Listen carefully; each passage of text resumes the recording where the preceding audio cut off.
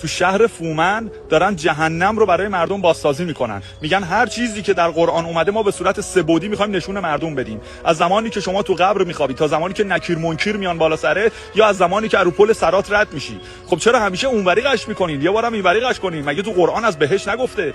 مگه زن و بچه‌های شما همیشه بهشتی نیستن؟ به عنوان حوری براشون دارین بیارینشون بذارینشون اونجا 8 بعدی نشون مردم بدین. خودتونم به عنوان نکیر منکر وایسین بالا سر مردم.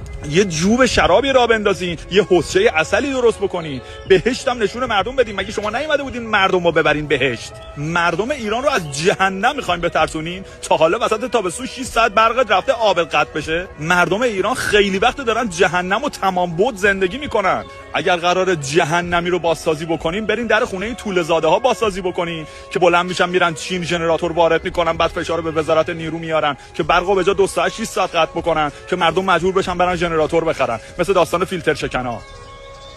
تمام.